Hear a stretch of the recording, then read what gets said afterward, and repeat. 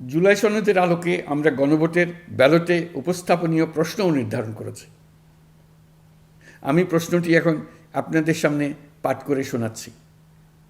প্রশ্নটি হবে এরকম: আপনি কি জুলাই জাতীয় সনদ সংবিধান সংস্কার বাস্তবায়ন আদেশ 2025 এবং জুলাই জাতীয় সনদের লিপিবদ্ধ সংবিধান সংস্কার সম্পর্কিত নিম্নলিখিত প্রস্তাবগুলোর প্রতি আপনার সম্মতি জ্ঞাপন করছেন?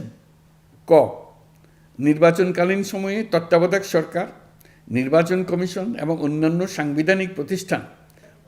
সাংবিধানিক প্রতিষ্ঠান জুলাই সনদে বর্ণিত প্রক্রিয়ার আলোকে গঠন করা হবে। খ, আগামী সংসদ হবে 2 কক্ষ বিশিষ্ট। জাতীয় সংসদ নির্বাচনে দলগুলোর প্রাপ্ত ভোটের অনুপাতে 100 জন সদস্য বিশিষ্ট একটি উচ্চকক্ষ গঠিত হবে এবং সংবিধান সংশোধন করতে হলে উচ্চকক্ষের সংখ্যাগরিষ্ঠ সদস্যের অনুমোদন দরকার হবে।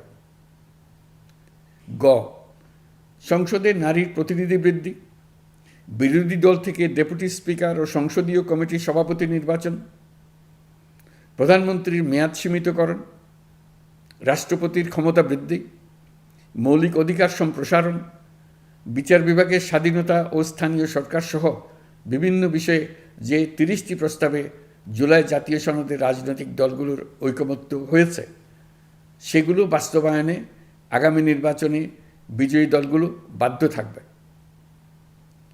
ঘ, জুলাই সনদে বর্ণিত অন্যান্য সংস্কার রাজনৈতিক দলগুলোর প্রতিশ্রুতি অনুসারে বাস্তবায়ন করা হবে।